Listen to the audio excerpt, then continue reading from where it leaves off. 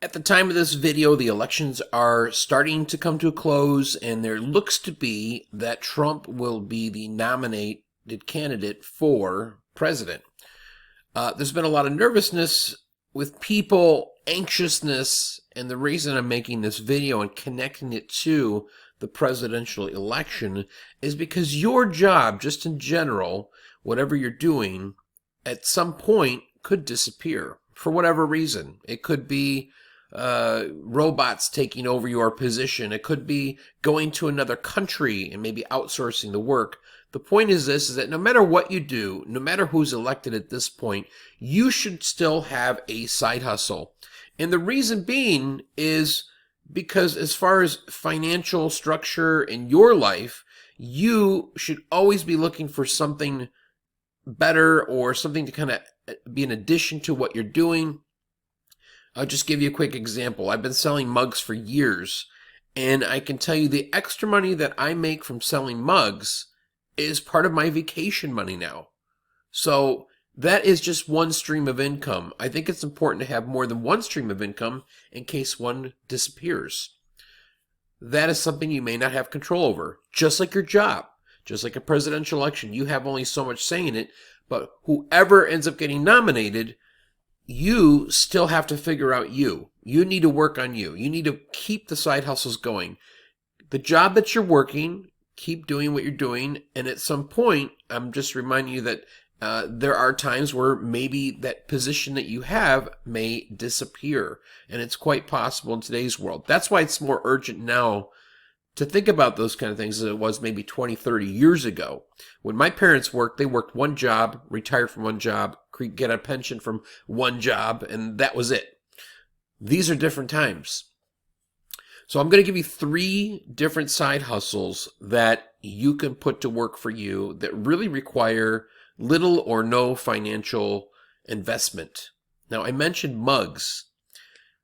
You can sell mugs online without selling the mugs. Let me explain that.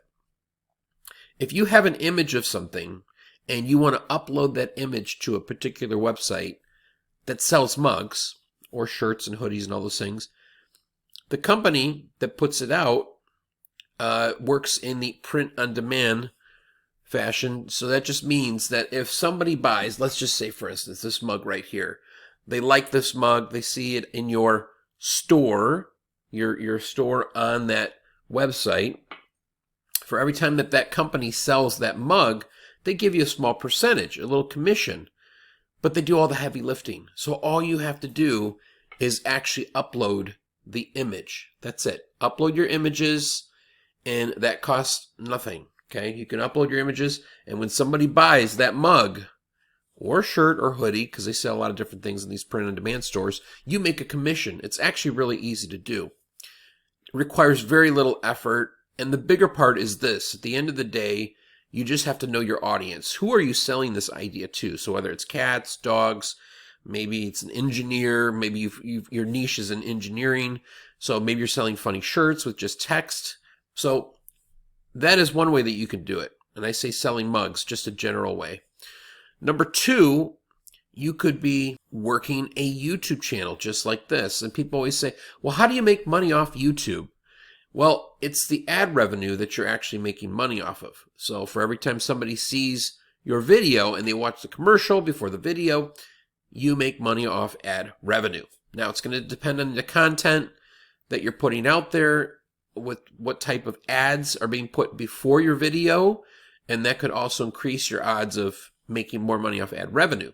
But YouTube is a source that is actually a very easy setup. Again, no real investment. You just get behind the camera, you talk, and go. Make sure that whatever your topic is about, that maybe your channel kind of covers that topic most of the time to kind of keep it in a niche. Otherwise, if there's too many different topics, you may get your audience lost and they may not even stay on your channel or subscribe. But YouTube is definitely a way that you can generate a passive income when it comes to a side hustle. And the last thing that I'll tell you is doing product reviews for Amazon. Amazon is still the largest online platform when it comes to retail.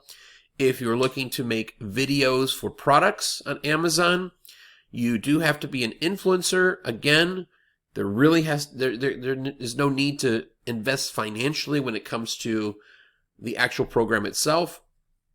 But what I would say is you need a platform such as YouTube, TikTok, Instagram, or Facebook to have a following on, and then if eligible, you get into their influencer program.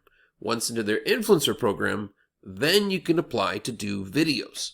So there's a little bit involved in that one, but I always encourage that one because it's a great way to really get the train going.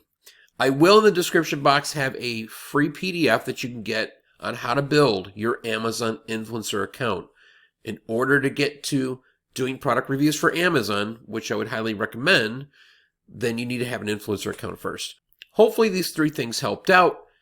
And, think about your future. Think about what's going on right now and what you can do for you. Thanks again for watching, guys. See you in the next video.